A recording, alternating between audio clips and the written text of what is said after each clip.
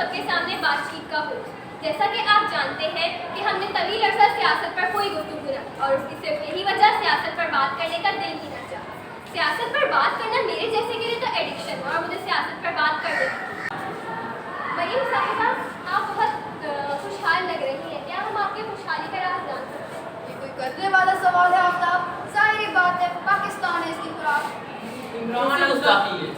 Imran uncle आप पिछले false मुज़ाकरात कर रहे हैं। चलिए आगे बढ़ते हैं। तो हम पहले आपसे राय देने के लिए हम आवाम की तरफ बढ़ते हैं, उनसे राय लेते हैं इन मसाइल पर, अवामी मसाइल पर।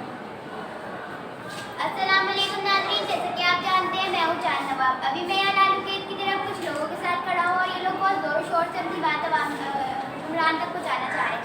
आए सबसे पहले नम्मा से बात करते हैं। जी अम्मा, क्या कहना चाहती हैं? ये बिकते है गवर्नमेंट, अब कुछ नहीं है इसमें। ये जो अल्लाह करके एक अच्छा निकल आता है उसे भी लायक कर देते हैं। ये महंगाई आसमान की तरफ परवान चढ़ रही है। मेरे को तो नहीं लगता है आगे इंटर रहता है। अम्मा ने तो बहुत ईमानदारी के साथ सारे कच्चे चिट्टे खोल के रख दिए हैं। अब आगे बढ़ते हैं और इन बाजी से बात करते हैं। हाँ बाजी, क्या बोलना चाहती हैं? पानी नहीं आता, सारी रात पानी की वजह से सर में दर्द हो रहा है। मेरी हालत देखो, मैं कितनी पतली हो गई। ये मेरा बच्चा है, मेरा पोता, 4 दिन हो गए पानी नहीं पिया इसने, ना नहाया है। अब सरकार खुद ही बताओ, अगर ये बीमार हो गया तो मैं किधर ले लेके फिरूंगा? नाज़रीन, जैसे कि आपने अस्सलामुअलैकुम नाज़रीन, आप देख रहे हैं पाकिस्तान का आवाम को सबसे ज़्यादा बाखबर रखने वाला प्रोग्राम कायद का पाकिस्तान बन गया कब्रिस्तान। मैं हूँ रुखसाना आदम और आज हम हैं मुलाकात कबल इलेक्शन में, जहाँ हमारे पास मुख्तलिफ सियासतदान मौजूद हैं। हम इनसे थोड़ी बातचीत भी करेंगे और प्रोग्राम के आखिर में आपके सामने कुछ अंदरूनी हैरत अंगेज़ बातें आपके सामने रखेंगे, तो अपनी नज़रों को मसरूफ़ रखें। खड़े हुए तो क्या काबिलियत रखते हैं? अस्सलामुअलैकुम, मैं हूँ बिलावल भुट्टो।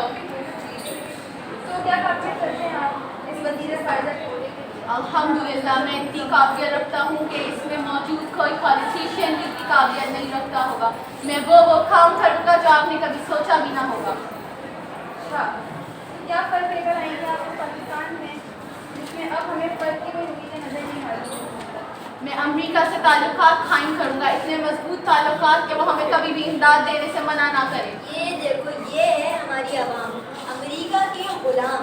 पाकिस्तान को इतना इंडिपेंडेंट बनाओ कि किसी मुल्क की हमें जूती साफ ना करनी पड़े। पाकिस्तान इमदाद के बगैर ठहर ही नहीं सकता, आपकी सोच है। पाकिस्तान को ऐसा आप लोगों ने इस हालत में छोड़ा है। इमदाद के बिना आप घबराए नहीं, आप मुझे वोट दें, मैं वज़ीर आज़म इतने सालों से आप एक चीज सोचा है कि आप घबराए नहीं, आपने कौन सा कर्ज उतार दिया पाकिस्तान का? आप पढ़े लिखे होने का मुजाहिरा कर रही है और दूसरों को बोलने का आपने अपनी हुकूमत में कौन सा कर्ज उतार दिया? जरा तुम लोग तो चुप करो रे, तो वैसे इतना गर्मी है, ऊपर से तुम लोगों ने दिमाग खराब किया हुआ है सारा का। ना जाने हम लोग कहाँ जाए, घूम फिर के दोबारा इसी के पास आना पड़ता है। आराम से हम सब आपके मसलों को सुनेगा, हमें थोड़ा वक्त दीजिए।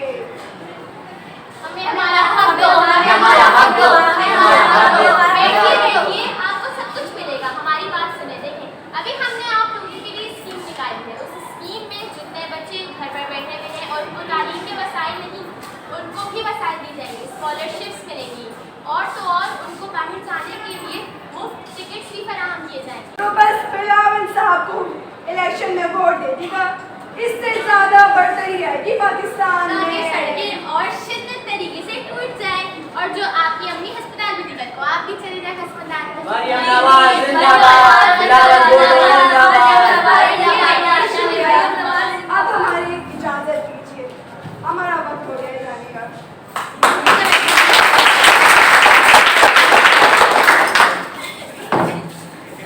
तो जी नाज़रीन, जैसा कि आपने देखा कि दोबारा से हमेशा की तरह पाकिस्तानी सियासतदानों ने झूठे दिलासे देके, झूठे वादे करके उन्हीं का पैसा उन्हीं को लौटा के उनको अपने झूठे बहकावों में कर लिया है। झूठे दिलासे देके, झूठे वादे करके उन्हें बहका